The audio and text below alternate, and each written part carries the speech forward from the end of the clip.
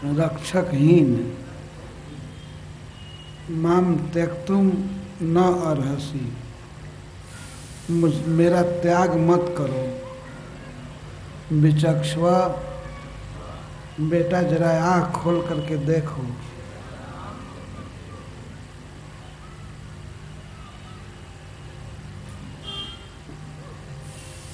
पितरम,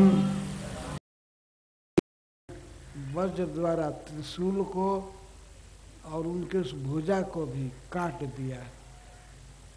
शूल भी खत्म हो गया और भुजा भी खत्म हो गई। इसके बाद वृत्रासुर बाएं हाथ से एक परिघ उठाए, परिघ लोहे का मूसल, और वो इंद्र के जो हाथी पर बैठे थे इंद्र, तो उनके ठोड़ी पर मार दिए मूसल से। तो उनका सारा शरीर कांप गया इंद्र का, और उनके हाथ से वज्र गिर पड़ा।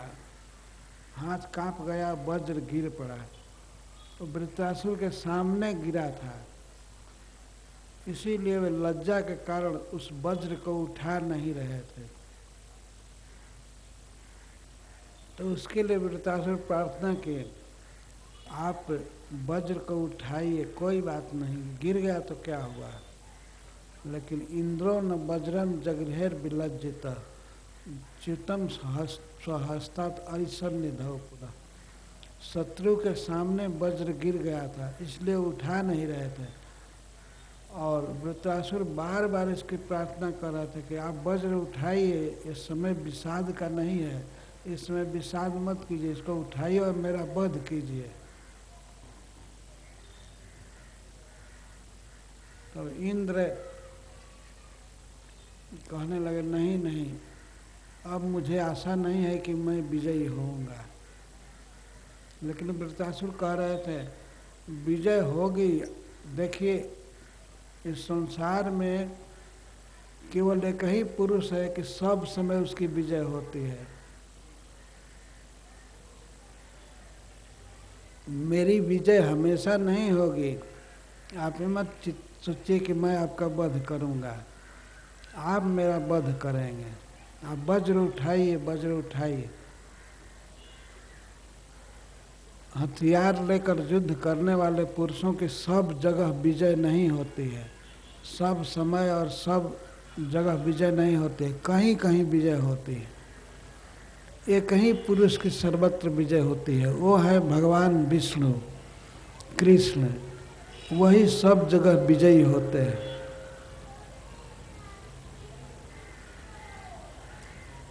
देखिए, ये युद्ध जुए का खेल है, कब किसकी विजय होगी कब हार, ये पता नहीं रहता है।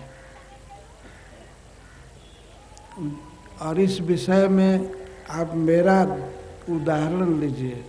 मैं युद्ध में खड़ा हूँ, मेरी भुजा कट गई है, दोनों भुजाएं कट गई हैं, और मेरा आयुध जो मेरे पास शूल था, त्रिशूल था, वो भी नष्ट हो गया, मेरा परिघ नष्ट हो गया, मेरी भुजाएं नष्ट हो गई हैं, फिर भी मैं आपका प्राण लेने पर उतारू हूँ।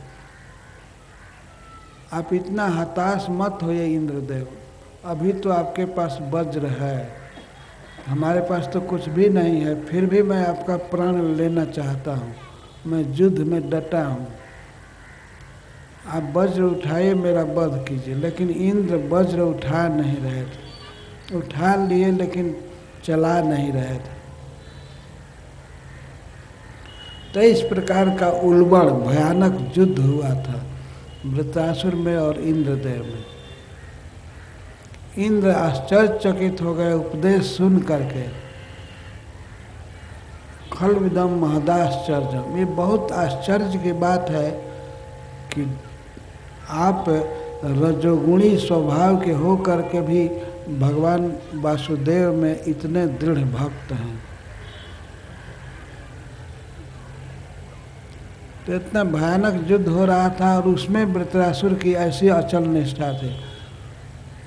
तो महाराज परीक्षित पूछे हैं कि क्या करने से वृत्रासुर भक्त हुआ था, उसमें ऐसी भक्ति हुई थी, उसी भक्ति का यहाँ वर्णन किया जा रहा है। कैसे भक्ति हुई थी? जब वृत्रासुर चित्रकेतु राजा थे, उस समय अंगिरा जी की कृपा से और नारद मुनि के आशीर्वाद अनुग्रह से इनको भक्ति प्राप्त हुई थी। उसी संवाद को यहाँ कहा जा रहा है। तो मैं बताया कि अंगिरा जी भूमिका तैयार किए, भूमि तैयार किए और नारद जी बीज वपन किए, बीज बोए कृष्ण भावना का। किस स्थिति में भक्ति उत्पन्न होती है, सीखने की बात है।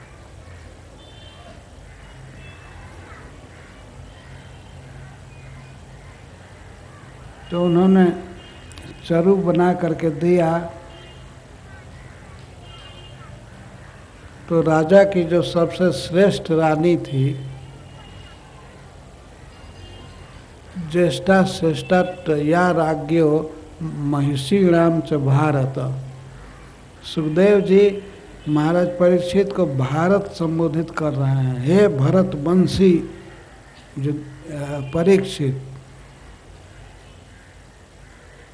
तुम भरत वंश में जन्म लिए हो, इस प्रसंग को समझोगे कि अंगिरा जी केवल कृतदूती को ही दुष्यंत की एक और रानी थी, लेकिन उन्होंने शकुंतला के पुत्र को अपना राज्याधिकार दिया। शकुंतला उनकी दूसरी पत्नी थी, परंतु वह श्रेष्ठ थी और उसके पुत्र भरत को राज्य दिया था उन्होंने, भरत महाराज को। यहाँ भारत संबोधित करके सुखदेव जी वो घटना याद दिला रहे हैं परीक्षित को। जिस भरत को परंपरा से राज्य मिला था, तो यह उचित था क्योंकि वे योग्य थे। इसी तरह से कृतदूती श्रेष्ठ थी, ज्येष्ठ थी, सबसे पहले विवाह हुआ था और शीलवती थी, गुणवती थी, इसीलिए उस रानी को अंगिरा जी ने वो चरु दिया। अंगिरा जी भविष्य में होने वाली सारी घटना को देख रहे थे अपने दिव्य दृष्टि से। अथाह नृपतिम राजन, और चरु हाथ में दे करके राजा से अंगिरा मुनि ने कहा, अथाह नृपतिम राजन भवितैकस्तव आत्मज। हे राजन, तव एक आत्मज भविता, आपको एक पुत्र प्राप्त होगा। हर्ष शोक प्रदस्तुभ्यम, वह आपके हर्ष का और शोक का कारण बनेगा। यह कह करके और अंगिरा मुनि विदा लिए चले गए। इति ब्रह्मसुतो जजौ। यहाँ ब्रह्मसुतः कहने का यही प्राय है कि जैसे ब्रह्मा जी सब कुछ देखते हैं, वैसे अंगिरा जी भविष्य सब समझ रहे थे। सापि तत्प्राश्नादेव सा अपि, वह कृतदूती भी तत्प्राश्नात एवं उस चरु के भोज खाने से, एक एक शब्द पर विचार कीजिए। सा अपि मतलब वह भी, वह कृतदूती भी गर्भवती हो गई। इसका अर्थ यह है कि सुखदेव जी कहते हैं कि सर्वथा बंध्या होने पर भी, जिसके लिए पुत्र नहीं लिखा था, जो बंध्या थी, बांझ थी, वो भी गर्भवती हो गई। ये शक्ति है अंगिरा जी में। सायपी, वह बंध्या स्त्री भी पुत्रवती हो गई। तत्प्राशनादेव, उस चरु के प्राशन से, खाने से, और कोई दूसरा कारण नहीं था। वो चरु को खाने, यज्ञ के उच्छिष्ट को खाने से ही चित्रकेतु अधारयत गर्भम, चित्रकेतु द्वारा उसने गर्भ धारण किया। जैसे देवी कृतिका अग्निदेव के द्वारा पुत्र धारण की थी, जिससे कार्तिकेय हुए। कृतिका के पुत्र हैं इसलिए उनको कार्तिकेय कहते हैं। कृतिका ने कार्तिकेय स्कंध को धारण किया। इस तरह से कृतदुति ने गर्भ धारण किया। तस्या अनुदिनम गर्भम शुक्ल पक्ष वो डूपा, उसका वह गर्भ शुक्ल पक्ष में जैसे चंद्रमा बढ़ता है रोज, वैसे बढ़ने लगा। सूरसेन प्रदेश के राजा चित्रकेतु के वीर्य को उसने धारण किया, तो उनका वह तेज, उनका वीर्य, वह गर्भ बढ़ने लगा। अथा काल उपावृते, और समय आने पर, अर्थात जब प्रसव का समय आया तो कुमारः समजायत, कुमार ने जन्म लिया, उस बच्चे ने जन्म लिया। उसके जन्म से सूरसेन राज्य में जितनी भी जनता थी, जिसने इसको सुना कि राजा चित्रकेतु को पुत्र हुआ है, सब लोगों को परम आनंद हुआ।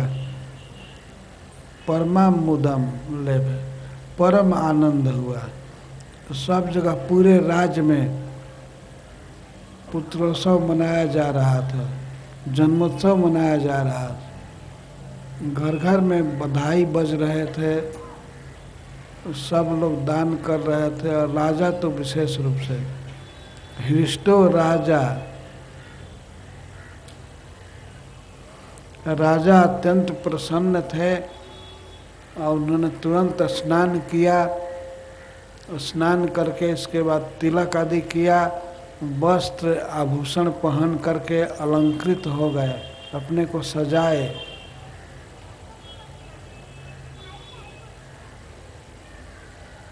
और ब्राह्मणों को बुला करके, उन ब्राह्मणों के द्वारा आशीर्वाद बचवा करके जात कर्म कराए। जात कर्म का अर्थ होता है बच्चे के जन्म के समय जब तक उसकी नाल नहीं काटी जाती है तब तक उसके लिए कर्म किया जाता है, जो बच्चे के भविष्य को बहुत अच्छा बनाता है। जात कर्म कहते हैं इसको। उसमें मुख्य है वेदों का उच्चारण, अग्नि में हवन आदि। तो जात कर्म उन्होंने कराया वैदिक मंत्रों के द्वारा। अगर इस समय वेदों का ज्ञान नहीं है तो मनुष्य को चाहिए कि वह वेदों का जो सार है, महामंत्र, उसी का कीर्तन करे, उससे बच्चे का भविष्य अच्छा होगा। तो जात कर्म कराया उन्होंने। पहले आशीर्वाद, आशीष दिलाया, स्वयं भी आशीर्वाद प्राप्त किया और जात कर्म करवाया। और जात कर्म करने वाले ब्राह्मणों को तेभ्य हिरण्यम रजतम, सोना चांदी, वासांसी, बहुत से वस्त्र,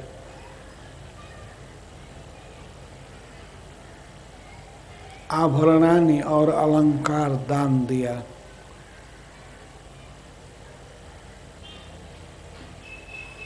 बहुत से गांव ब्राह्मणों को दान दिया। ग्रामान हयान गजान, बहुत से घोड़े दान दिए, बहुत हाथी दान दिए। हयान गजान, घोड़े हाथी, और धेनुनाम अर्बुदानिशक, और 6 अरब गाय दान दिए, 60 करोड़ कम से कम। कितनी गायें उसमें थीं, सर्वत्र गायें थीं। और शुरू से ही हम लोगों का ये ब्रजमंडल, जहाँ गिरिराज है, गोवर्धन है, गायों का प्रिय स्थान रहा है। इसीलिए भगवान भी यहीं जन्म लिए गायों की सेवा के लिए। ये घटना इस मनवंतर के प्रथम त्रेता से पहले की है, कई लाख वर्ष पहले ये घटना हुई थी। और लिखा गया है कि चित्रकेतु जो मथुरा के राजा थे, 6 अरब गोदान दिए।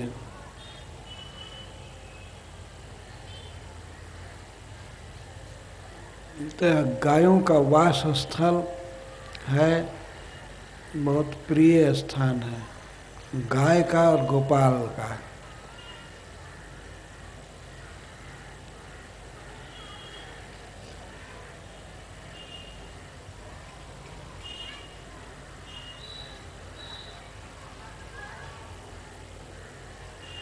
बवर्ष कामन अन्य सा, ब्राह्मणों के अलावा अन्य भी जो मनुष्य थे, दूसरे जीव भी, इन सब की कामनाओं को महाराज चित्रकेतु पूरा किए।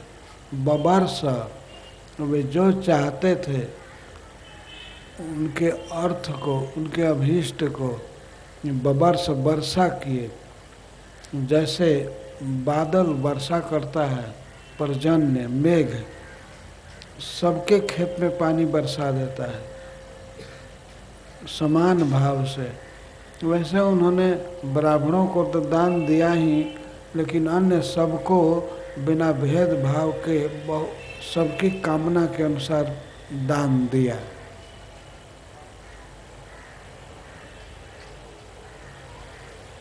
पर्जन्य देहिना,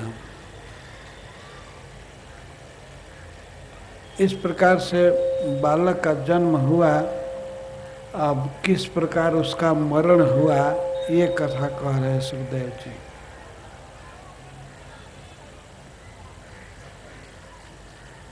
कृष्ण लब्धेत राजर्षि, राजर्षि चित्रकेतु को बहुत प्रयास करके ये पुत्र प्राप्त हुआ था। कृष्ण लब्धे, कृष्ण मतलब कठिनाई, बहुत उपाय, बहुत दिन से पुत्र चाहते थे, पुत्र नहीं हुआ, अंत में हुआ अंगिरा जी की कृपा से।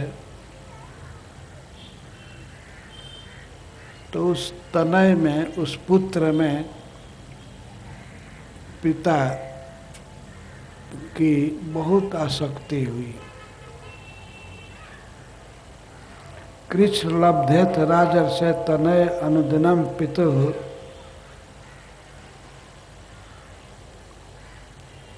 अनुदिन आसक्ति बढ़ती गई, मोह बढ़ता गया। जैसे किसी गरीब व्यक्ति को अकस्मात धन मिल जाए तो उस धन में उसका स्नेह बढ़ता जाता है, आसक्ति बढ़ती जाती है।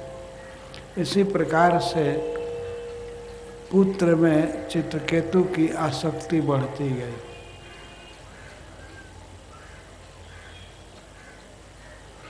हमने एक बार देखा था श्री अयोध्या जी में, एक महात्मा को 40 नोट मिला, 10-10 का। उस समय 10 का नोट ही प्रसिद्ध था।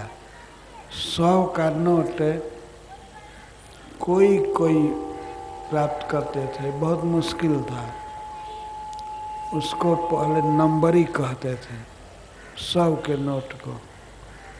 तो 10 का नोट प्राप्त था उस साधु को, 40 नोट। तो हमसे सुनाया, ये बिल्कुल सत्य घटना है। हमसे कहा कि साधु जी, मैं अपने जीवन में 40 नोट रखा हूँ संभाल करके। इसे मैं 3-4 बार देखता रहता हूँ। देख करके मुझे बहुत तृप्ति होती है। मैं अगर इसका दर्शन न करूं तो मुझे नींद नहीं आ सकती है। और बताए कि एक बार जब मैं दर्शन नहीं किया नोट का, तो सपना में मुझे दिखाई पड़ने लगा। 8 बजे दिन में मैं सो गया था, तो वो सपना में देखा कि वो नोट मुझसे कुछ कह रहे हैं। तो मैं पूछ दिया कि कहाँ रखे हैं। नहीं, मैं ये नहीं बताऊंगा। क्यों मैं ले लूँगा इसलिए? तो नहीं, मेरी इतनी ममता है कि मैं उसे दिखाना नहीं चाहता। जो क्या करेंगे, रखे रहूँगा। अरे कुछ खरीदेंगे, कुछ खाएंगे, पहनेंगे, या कोई किताब खरीदेंगे, क्या करेंगे? वो कहे पूछिए मत, मैं क्या करूँगा, मैं रखा रहूँगा। मैं पूछ दिया कब तक रखे रहेंगे? तो जब तक मरेंगे तब तक रखे रहेंगे। तो मुझे बड़ा आश्चर्य हो रहा था।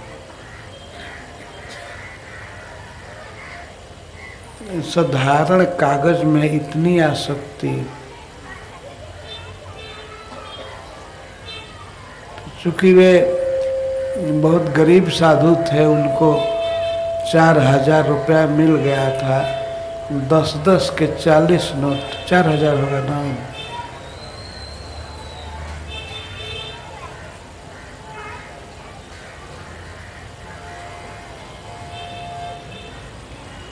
तो सुखदेव जी कहते हैं, जैसे निःस्वस्य किसी दरिद्र को, निर्धन व्यक्ति को धन मिल जाए तो उसमें उसका स्नेह बढ़ता रहता है दिन पर दिन, इसी तरह से राजा चित्रकेतु का स्नेह पुत्र में बढ़ता गया। और माता का स्नेह भी। मातु स्तुतितराम पुत्रे स्नेहो मोह समुद्भवा। माता चित कृतदुति का स्नेह भी बढ़ता गया। मोह समुद्भवा, यह स्नेह क्यों था? यह मोह समुद्भव, अज्ञान से उत्पन्न हुआ। मेरा बेटा है, मेरे शरीर से पैदा हुआ है, तो ये भावना थी, मोह है। हम स्वयं शरीर नहीं है, फिर शरीर से पैदा होने वाला चीज हमारा कैसे है? लेकिन अज्ञान था। वो मानती थी कि मैं यह देह हूँ और देह से जन्मा हुआ है। मोह समुद्भव, ये राजा चित्रकेतु के लिए भी है। स्नेह उत्पन्न था उनमें भी, वो मोह समुद्भव। और माता कृतदुति में पुत्र के प्रति जो इस प्रकार का स्नेह है, मोह समुद्भव। या किसी के लिए भी सुखदेव जी कह रहे हैं, इस प्रकार से स्नेह होना ये अज्ञान कारण है। चित्रकेतु रति प्रीति जथा दारे प्रजावती। चित्रकेतु की अति प्रीति हो गई प्रजावती दारे, पुत्रवती स्त्री में, जिसको पुत्र हुआ था उस स्त्री में ज़्यादा प्रीति हो गई, अति प्रीति, क्योंकि वे पुत्र का लालन करने के लिए, उसको गोद में खिलाने के लिए, चूमने के लिए जाते थे, तो कृतदूती के घर में जाते थे। कृतदूती में उनकी अति प्रीति हो गई, अति प्रीति, जितना चाहिए उससे बहुत ज़्यादा प्रीति। अब उसी घर में रहते थे, उसी महल में जिसमें कृतदूती रहते थे। बच्चे को देखना, खिलाना, चूमना, लालन करना, यही उनका काम था। और उस बच्चे के संबंध से उसकी मम्मी में भी ममता हो गई, बहुत अधिक, अति प्रीति। तो अति प्रीति होना ठीक नहीं है, लेकिन यह ठीक माना जाएगा, माना जाता कि और भी स्त्रियों से उनका प्रेम रहता, तो नहीं रहा। पुत्रवती पत्नी से उनको प्रेम था, बहुत अधिक प्रेम था, लेकिन अन्य पत्नियों से प्रेम नहीं था। वहीं जाते थे कृतदूती के घर में, लेकिन उन लोगों से कभी समाचार भी नहीं पूछते थे कैसे हो, क्योंकि वे पुत्रहीन थी।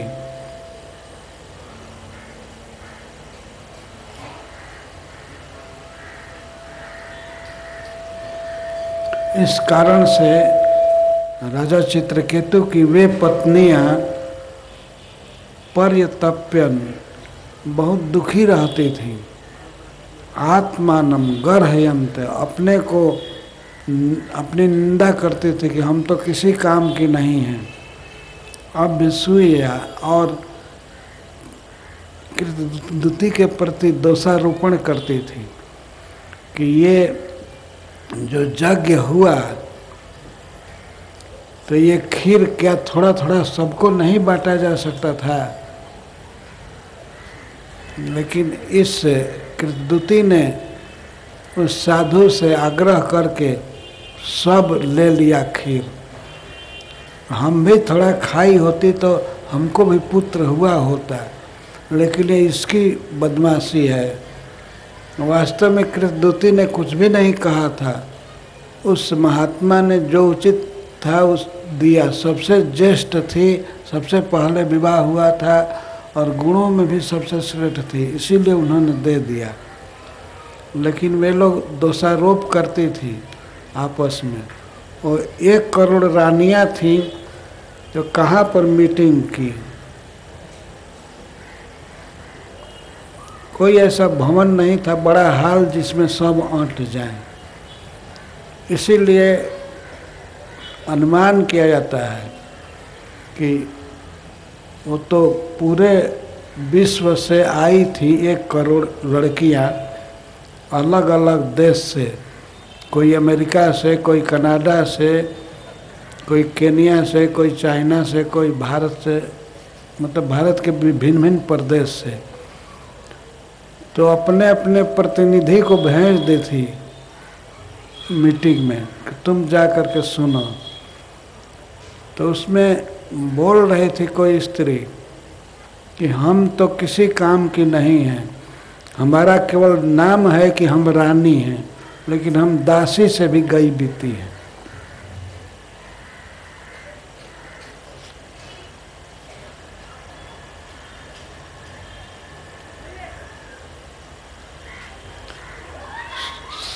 ताह पर्यतप्यन आत्मानु, हम किसी काम की नहीं हैं।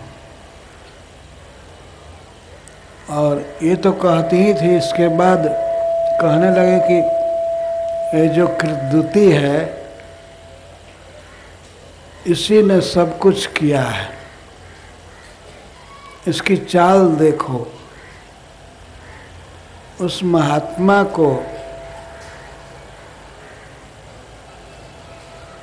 ऐसा इसने पाठ पढ़ाया कि वो इसी को चरु दे दिया और इसको बच्चा हुआ है। क्या हम लोग नहीं खा सकते थे? क्या हमारे लिए वो जहर था? तो कोई बोलती थी इसमें उसके दोष तो है ही, राजा का भी दोष है, राजा ही सब करवाया है ना। देखिए संसार में कब तक किसी के साथ प्रेम रहेगा कोई ठीक नहीं। थोड़ी थोड़ी बात से, स्वार्थ में अंतर पड़ने से संबंध टूट जाता है। वही रानियां जो राजा से प्रेम करती थी अब घृणा करने लगी।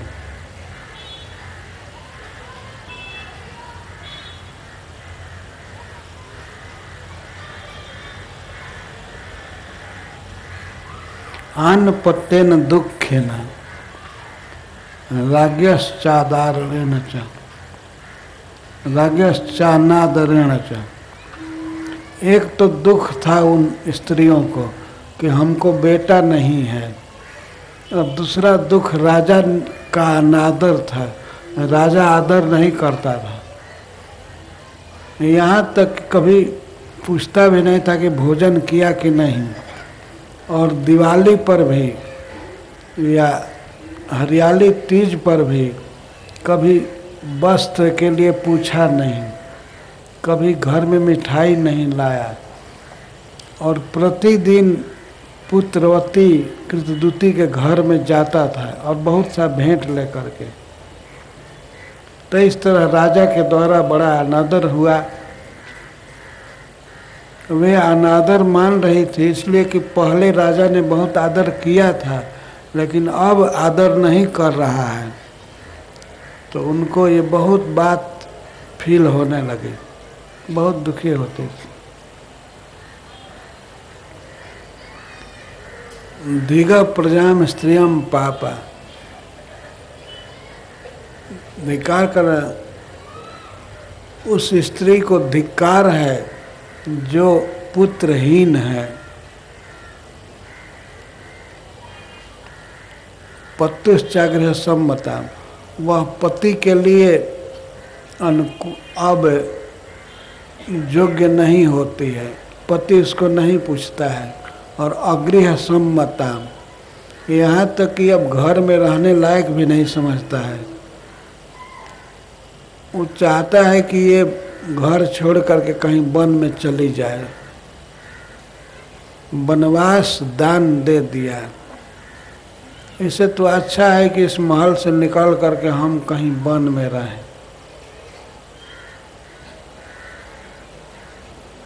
इस तरह अपने को धिक्कारने लगी। तो इस प्रकार की बात आपस में करने से बुद्धि नष्ट हो गई, विद्वेष बलवान हो गया, अब द्रोह क्रोध बहुत ज़्यादा हुआ। तो सोचो, किसी लीडर ने कहा, मतलब स्त्रियों में जो लीडर थी उसने कहा कि इसके लिए कुछ करना चाहिए। ये राजा में विषमता क्यों हुई है? विषमता का मूल कारण है पुत्र। अगर ये हट जाता है तो फिर राजा सम हो जाएंगे। इसीलिए उसने एक प्रस्ताव रखा कि उसके लिए विष मंगाओ। विद्वेष बलवान हो गया। अगर क्रोध पर दबाव नहीं डाला जाता तो क्रोध बहुत ज़्यादा बढ़ जाता है। राजा इन स्त्रियों को पूछते नहीं थे। राज्ञो असम्मत वृत्ति नाम, यहाँ तक कि उनकी जीविका आजीविका की भी परवाह नहीं करते थे। जब एक रानी का इतना आदर कर रहे हैं तो उनको भी चाहिए कि अन्य पत्नियों का ध्यान रखें, लेकिन भूल गए। इस कारण से उन स्त्रियों में बहुत क्रोध हो गया और क्रोध के कारण बुद्धि नष्ट हो गई। अब ये विचार नहीं रहा कि ये मेरे पति हैं और वो अपना ही बेटा है। अगर हमारी सौत का बेटा है तो अपना ही बेटा हुआ। तो विद्वेष जब हो गया, क्रोध ज़्यादा हो गया, तो बुद्धि में ये विचार नहीं रहा, विवेक नहीं रहा। गरम ददुह कुमार आया और उस बच्चे को विष दे दिया इन स्त्रियों ने।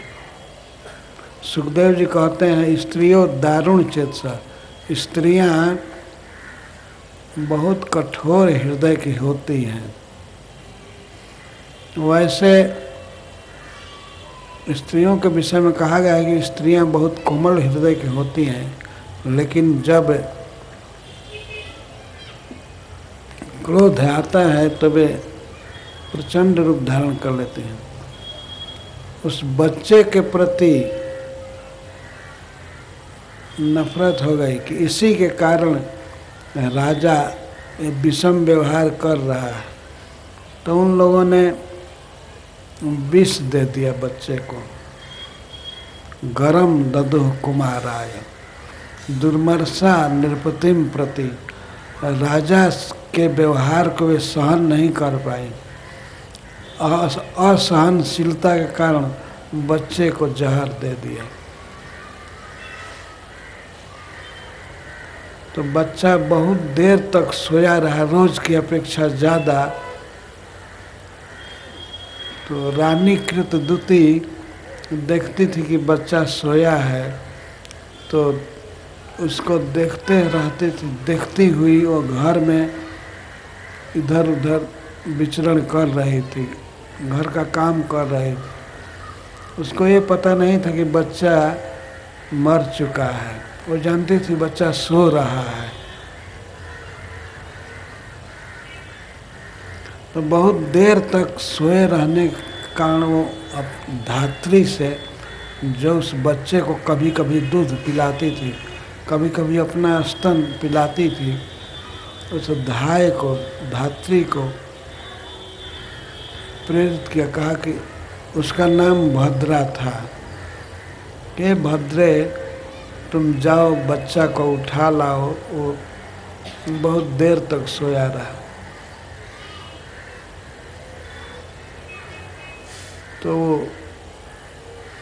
दासी धात्री गई उसके पास, बच्चे के पास। उसने सबसे पहले प्राण देखा कि सांस चल रही है कि नहीं, तो सांस बिल्कुल बंद थी और इंद्रियों में कोई स्पंदन नहीं था। आँख की पलकें बिल्कुल खुली रह गई थी और आँखों का जो तारा था उलट गया था। वो बच्चा चेतना शून्य था। फिर उसने जगाया और जगा नहीं, उसे उठाने की कोशिश किया, उठा नहीं। जब यह समझ गई कि बच्चा मर गया है, तब हा हता अस्मि इति अपतद भवी, मैं मरी, मैं मारी गई, हाय हाय मैं मर गई, यह कह करके पृथ्वी पर धड़ाम से गिर गई।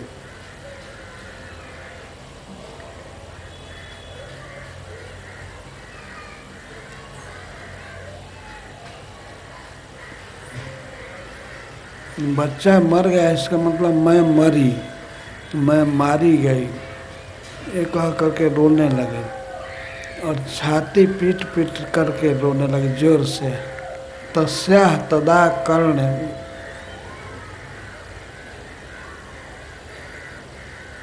भृषातुरम स्वरम, भृषातुरम बहुत व्याकुल शब्दों से वो रोने लगी।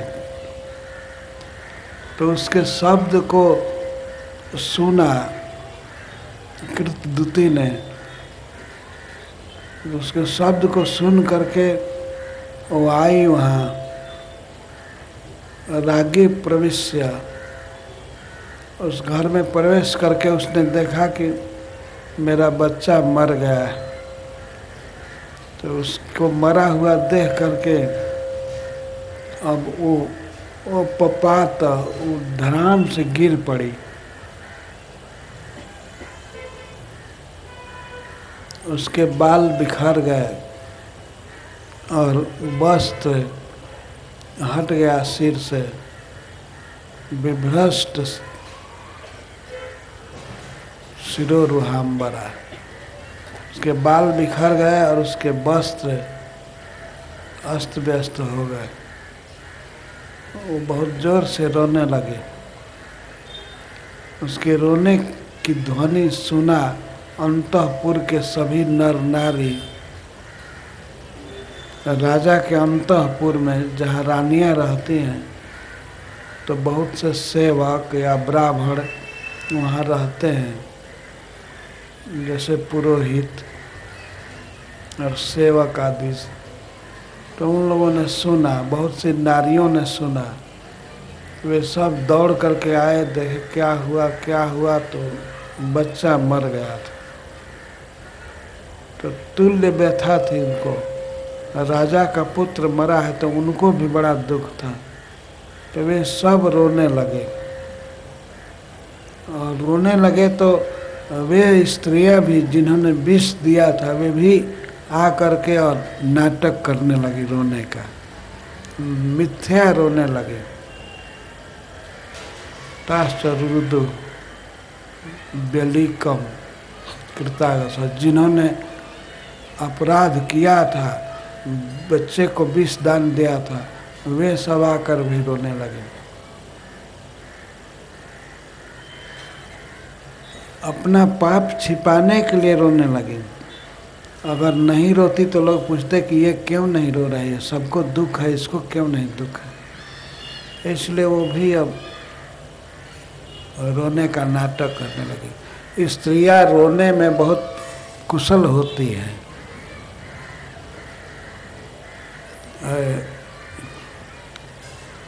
एक महात्मा कहते थे, स्त्रियों का आंसू आँख में नहीं रहता, हाथ में रहता है। जब चाहे तब आंसू ढरका दे। तो वे लोग तो सच्चा रो रहे थे सब लोग, लेकिन वो स्त्रियां कपट से रो रही थी। भीतर से तो प्रसन्न थी लेकिन बाहर से रोने का नाटक कर रही थी। इस घटना को राजा ने भी सुना। राजा को पता लगा कि हमारा पुत्र मर गया। तो वे वहीं से चले। तो उनके साथ बहुत से बड़े बड़े मंत्री चल रहे थे, पुरोहित चल रहे थे, सेनापति, कोषाध्यक्ष इत्यादि सब साथ में आ रहे थे। सबसे घिरे हुए चल रहे थे ब्राह्मणों से, लेकिन रास्ते में कई जगह गिरे। प्रपतन स्खलन पथी, शोक के कारण उन्हें चला नहीं जाता था, गिर पड़ते थे। तो मंत्री लोग उठाते थे राजा को।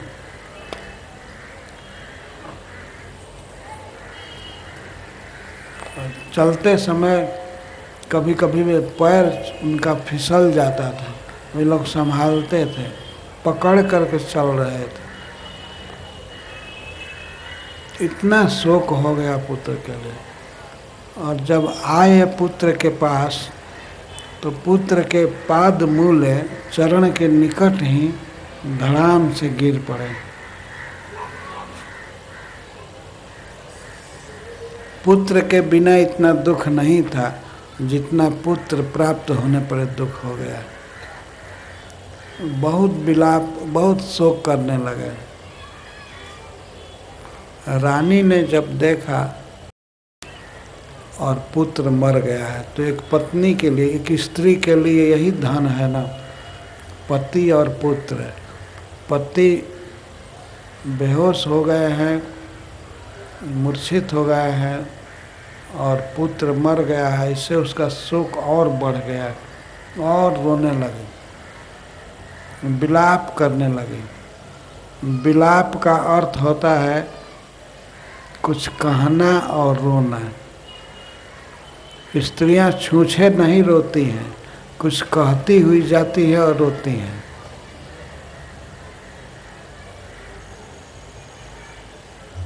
तो वो भी कुछ कह रही थी। अहो विधातस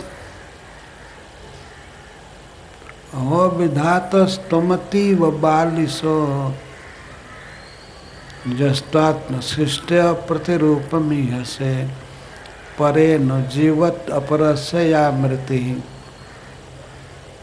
विपर्जयश्चेत् तुमसे परः ध्रुवः। अरे विधाता, तुम बिल्कुल मूर्ख हो।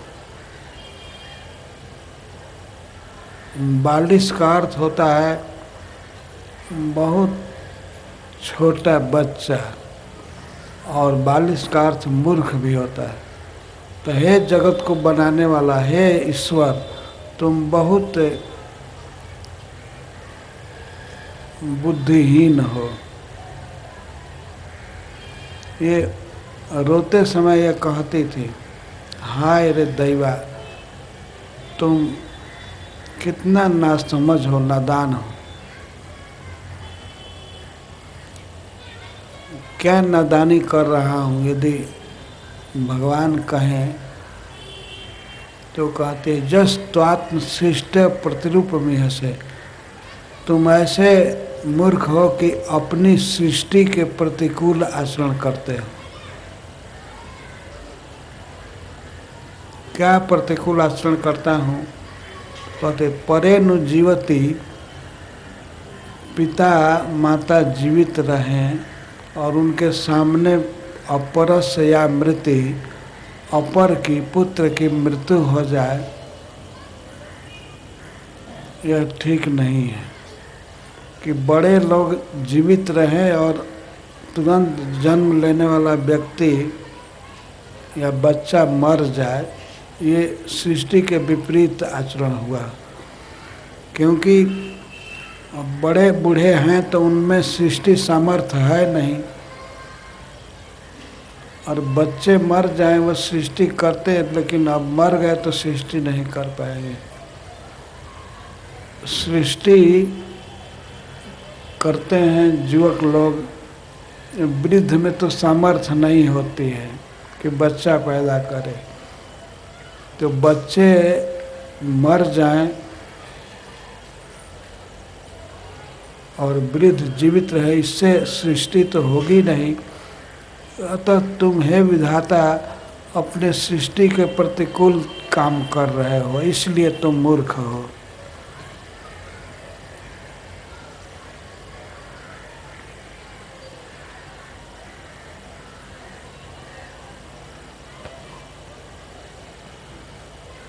तो यदि भगवान कहें कि इस समय मैं सृष्टि के विपरीत कर्म कर रहा हूँ, तो इस पर कहते हैं कि विपर्जयश्चेत, यदि उल्टा कर रहे हो तो तुम प्राणियों के ध्रुव पर निश्चित ही शत्रु हो। तुम मित्र नहीं हो, सुहृद नहीं हो। तुम्हारा यह हवा कि सुहृदम सर्वभूतानां, मैं सभी जीवों का सुहृद हूँ, ये बेकार बात है। तुम वास्तव में शत्रु हो,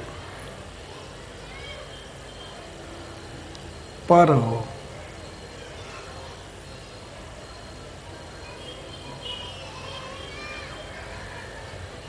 ऐसे वो समझ नहीं रहे थे कि इस जगत के विधाता भगवान कृष्ण ही हैं, लेकिन वास्तव में विधाता तो कृष्ण ही है ना।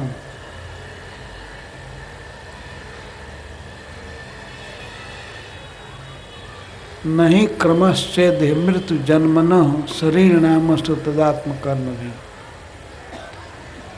भगवान कहें कि कोई क्रम नहीं है कि जो बड़ा बूढ़ा है वही मरेगा और बच्चा नहीं मरेगा, जवान नहीं मरेगा। ये कोई क्रम नहीं है। अपने कर्मानुसार कोई कभी भी मर सकता है। एक कर्मों का विधान है। ये तो ठीक है, अपने कर्म के अनुसार जिसको जन्मना है जन्म लेगा, जिसको मरना है मरेगा।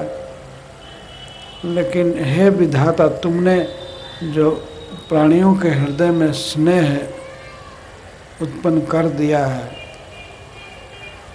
इसीलिए न कि स्नेह के बंधन में बंध करके जीव एक दूसरे जीव का पालन करेगा, तो इस स्नेह को आज तुम स्वयं ही नष्ट कर रहे हो, स्वयं बनाए हो। प्राणी तो अपने कर्म से जीते हैं मरते हैं, लेकिन स्नेह जो दे दिया है तो वो सर्ग वृद्ध है, सर्ग वृद्धि के लिए, ये सृष्टि चलती रहे इसके लिए तुमने स्नेह दिया है। जैसे माता में पिता में स्नेह भर दिया है पुत्र के लिए कि वे उसको खिलाएंगे पिलाएंगे पढ़ाएंगे, फिर वो बड़ा होगा तो वह फिर पुत्र उत्पन्न करेगा, स्नेह करेगा। तो इस तरह से तुम आराम से गोलोक में पड़े रहो और ये लोग दुनिया चलाते रहेंगे। इसीलिए तुमने स्नेह दिया है ना सभी जीवों में। और जब तुमने स्नेह दिया तो आज खुद ही स्नेह को काट रहे हो। तो भगवान कहें कि कैसे स्नेह को काट रहा हो, इस तरह से काट रहे हो कि अब इस घटना को लोग सुनेंगे और देखेंगे कि अब बच्चा मर रहा है और बूढ़े लोग बड़े लोग जीवित हैं, तो अब कोई व्यक्ति स्नेह नहीं करेगा।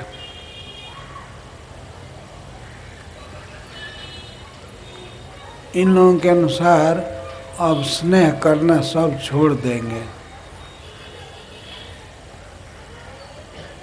तो स्नेह करना छोड़ देंगे माता दुखी होकर के अपने बच्चे से, तो दुनिया कैसे चलेगी। तो इसलिए तुम जो कर रहे हो इस सृष्टि के विपरीत है।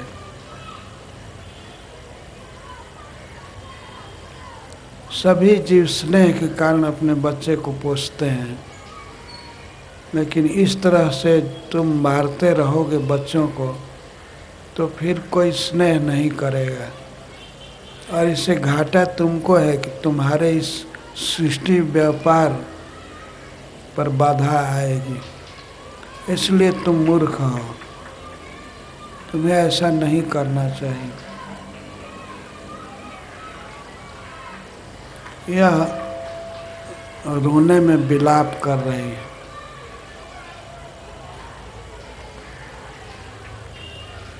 अहो विधातस्तम अतीव बालिसो,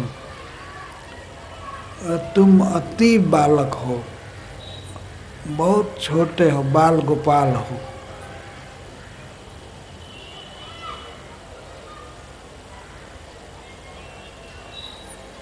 तो विधाता को अतीव बालिश मूर्ख कर रही है, तो हैं ही। उनको खुद ये पता नहीं है कि माखन के बदले मिट्टी नहीं खाना चाहिए। वो तो अपने घर में मिट्टी खा लेते हैं। छोटे से बच्चा है तो तत्वतः विधाता बच्चा है। अहो विधातस्तम अतीव बालिसो,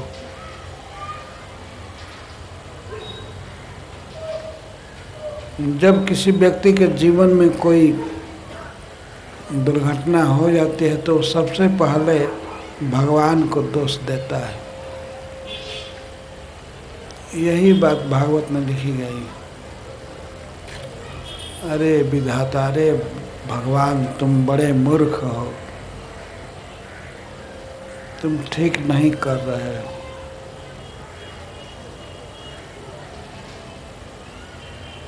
तो वह बेचारी दुख में खूब रो रही थी और राजा बच्चे के पैर के निकट गिर करके रो रहे। तो वो तो इतना उनके मुख में आंसू आ रहा था, कंठ में, कि उससे उनका गला रुंध गया और वे बोल नहीं पाए। वो चरण में गिर करके चुपचाप हो गए। शशांक न भाषित, वो बोलने में समर्थ नहीं थे। उनकी इस दशा को देख कर फिर द्रुति विलाप कर रही थी।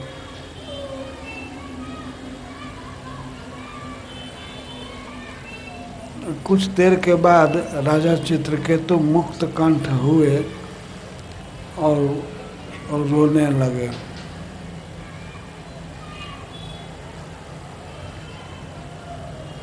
वो रानी और राजा दोनों रो रहे। इस संसार में कोई सुखी नहीं है। पुत्र नहीं हुआ था तो पुत्र के लिए दुख था, लेकिन पुत्र होने के बाद पुत्र के वियोग से उसे ज़्यादा दुख हो गया।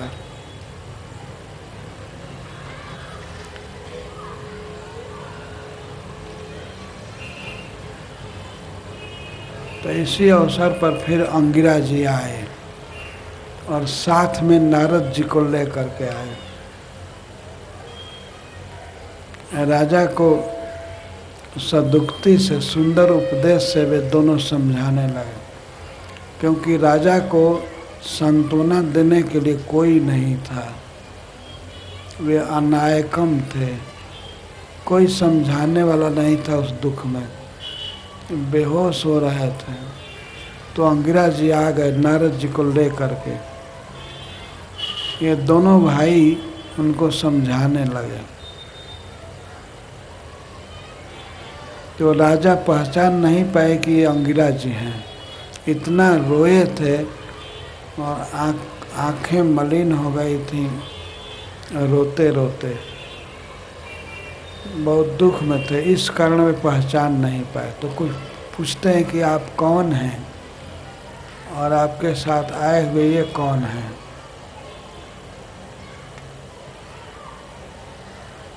तो जो अंगिरा जी ने उत्तर दिया है, इस कथा को अब दूसरे दिन कहेंगे।